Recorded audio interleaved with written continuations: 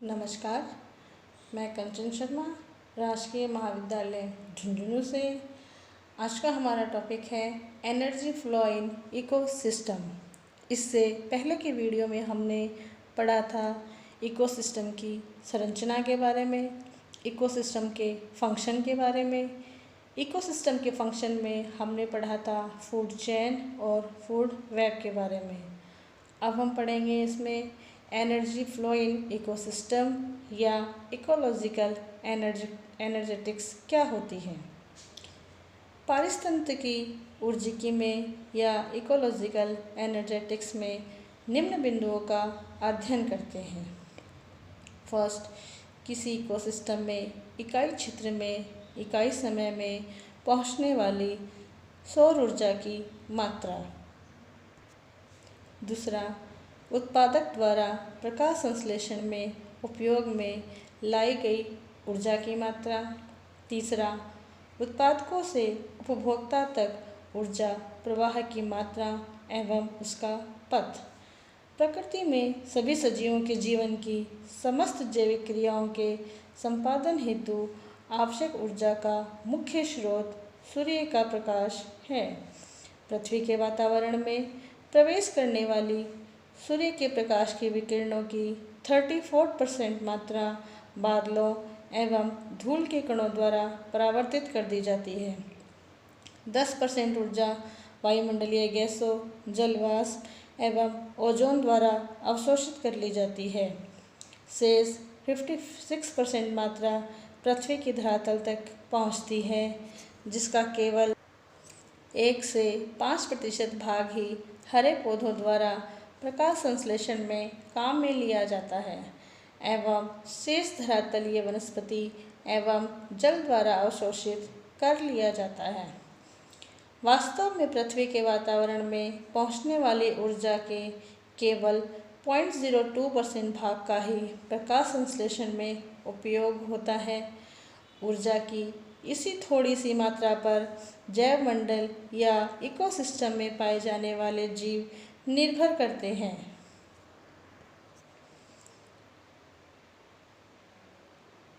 पृथ्वी पर पहुंचने वाली सूर्य के प्रकाश की ऊर्जा का अधिकतर भाग दृश्य प्रकाश ऊर्जा तथा इंफ्रा रेडिएशन होती है। हरे पादपों का पर्णहरित नीले एवं लाल प्रकाश का अवशोषण कर प्रकाश संश्लेषण द्वारा रासायनिक ऊर्जा में रूपांतरित कर लेते हैं। इकोसिस्टम में एनर्जी फ्लो धारकता यानी कि रिटेंशन, रूपांतरण ट्रांसफॉर्मेशन, अंतरिक्ष में प्रकीर्णन एवं ऊष्मागतिकी के नियमानुसार होती है। ऊष्मागतिकी के प्रथम नियम ऊर्जा के संरक्षण के अनुसार न तो ऊर्जा का निर्माण किया जा सकता है और न ही इसे नष्ट किया जा सकता है। इसका एक रूप से दूसरे रूप में रूपांतरण हो सकता है, जैसे पौधे प्रकाश ऊर्जा को रासायनिक ऊर्जा में परिवर्तित करते हैं, जिससे श्वसन के दौरान ऊष्मा ऊर्जा में कन्वर्ट हो जाती है।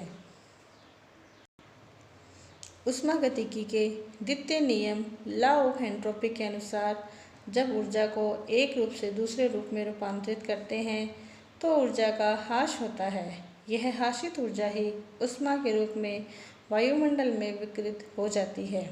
विभिन्न अनुसंधानों के अनुसार कोई भी जीव प्राप्त ऊर्जा के 10% से ज़्यादा को अपने शरीर निर्माण में प्रयोग नहीं कर पाता है अथवा खाद्य ऊर्जा के स्थानांतरण में लगभग 10% ऊर्जा ही एक ट्रॉपिक लेवल से दूसरे ट्रॉपिक लेवल में संग्रहित कर दी जाती है तथा शेष 90% ऊर्जा का ऊष्मा के रूप में अपव्यय हो जाता है। स्लोबोर्ड ने इसे पारिस्थितिकी दक्षांश या इकोलॉजिकल टेंथ का नियम या 10% का नियम कहा है। अब हम बात करते हैं एनर्जी फ्लो के कुछ मॉडल्स के बारे में। तो पहला मॉडल हम लेते हैं लिंडमैन का ट्रॉपिक डायनेमिक्स या पोष गतिकी मॉडल। तो आइए हम देखते हैं ये पोष गतिकी मॉडल होता क्या है।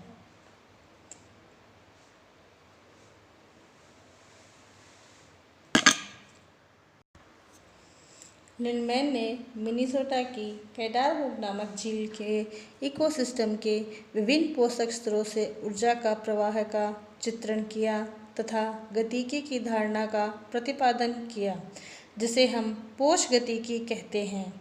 उसने अपने चित्रीय निरूपण में ऊर्जा के प्रवेश, प्रवाह तथा तंत्र से होने वाली ऊर्जा को विभिन्न संकेतों से दर्शाया है।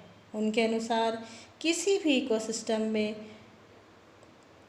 प्रत्येक पोषण स्तर में ऊर्जा संचय तथा ऊर्जा के रूपांतरण की दक्षता का ज्ञान हो तो उसके सभी कार्यों का विवेचन किया जा सकता है। यहाँ देखिए, ये सोलर रेडिएशन इंटर कर रही है, इधर आउटर स्पेस में एनर्जी का लॉस है। यहाँ energy loss through respiration R4, R3, R2, R1। यहाँ heat loss of other than respiration, यहाँ रेस्पिरेशन के अलावा जो हीट लॉस हो रहा है उसे यहाँ निरूपित किया गया है। सेकंड लॉ हम लेते हैं कि पारिस्थितिकी तंत्र में ऊर्जा का एक दिशीय प्रवाह सिद्धांत या one directional flow in ecosystem. Odum का एक दिशीय सिद्धांत ऊर्जा प्रवाह सिद्धांत, जिसे बॉक्स 1, 2, 3 पोषक स्रोतों को दर्शाते हैं। ये सिद्धांत ओडम के द्वारा दिया गया था। ओडम के अनुसार किसी भी इकोसिस्टम में ऊर्जा का प्रवाह एक दिशीय होता है, यानी कि एनर्जी फ्लो हमेशा एक ही दिशा में होता है। उनके द्वारा दिए गए चित्रीय निरूपण में बॉक्स और जैव भार या पोषण स्तर को, नलिकाएं जैविक इकाइयों के बीच ऊर्जा प्रवाह को दर्शाती है। इनके अनुसार उत्पादकों का कुल 3000 किलो कैलोरी ऊर्जा प्राप्त होती है। उसमें से लगभग 50% यानी कि 1500 किलो कैलोरी उत्पादकों द्वारा अवशोषित होती है, जिसकी मात्रा 1% ही प्रथम पोषण स्तर पर रासायनिक ऊर्जा में परिवर्तित होता है। प्राथमिक उपभोक्ता उत्पादकों से अपने शरीर में केवल इसका 10% तथा मांसाहारी केवल इसका 10% 0.15 किलो कैलोरी ऊर्जा का ही संग्रह कर पाते हैं। अतः ओडम के सिद्धांत से स्पष्ट होता है कि उत्पादक पोषण स्तर में उपलब्ध ऊर्जा में से केवल कुछ 0.001% ऊर्जा का ही उपयोग सर्वोच्च स्तर पर होता है, जबकि इसका अधिकांश भाग अनुपयोगित या यूजलेस हो जाता है, जैसे 99.099%। इस प्रकार ऊर्जा प्रवाह में प्रत्येक पोषक स्तर पर 10% के नियम का पालन करते हैं। इसीलिए भोजन श्रृंखला में प्रारंभिक बिंदु के समीप स्थित जीवों को अधिक ऊर्जा की प्राप्ति होती है और एक छोटी खाद्य श्रृंखला अधिक संख्या में जीवों का पोषण कर सकती है। लंबी श्रृंखला के अंतिम सिरे पर कुछ ही जीव पोषित हो सकते हैं, क्योंकि 2 या 3 पोषक स्थानांतरों के बाद ऊर्जा की मात्रा बहुत ही कम रह जाती है। यहाँ IA टोटल इनपुट होता है, LA उत्पादकों द्वारा अवशोषित प्रकाश ऊर्जा, PG ग्रोस प्राइमरी प्रोडक्टिविटी होती है और A यहाँ पे टोटल एसिमिलेशन यानी कि टोटल संश्लेषण होता है। NP नेट प्राइमरी प्रोडक्टिविटी होती है। P यहाँ पे सेकेंडरी प्रोडक्शन होता है। NU यहाँ पे अनुपयोगित ऊर्जा, संग्रहित ऊर्जा होती है। NA उपभोक्ता द्वारा संश्लेषित न की गई ऊर्जा, यानी कि जिस ऊर्जा का इजेक्शन होता है वो ऊर्जा होती है।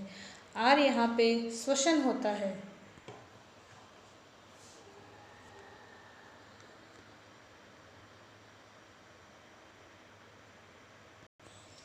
तीसरा सिद्धांत हम पढ़ते हैं universal model of energy flow.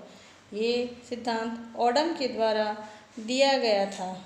यहाँ पे NU जो होता है energy not used, R respiration, A assimilation, P यहाँ पे प्रोडक्शन होता है, G यहाँ पे ग्रोथ होता है और B यहाँ पे इंडिकेट्स ऑफ ट्रॉपिक लेवल, यानी कि B जो होता है वो ट्रॉपिक लेवल को प्रदर्शित करता है।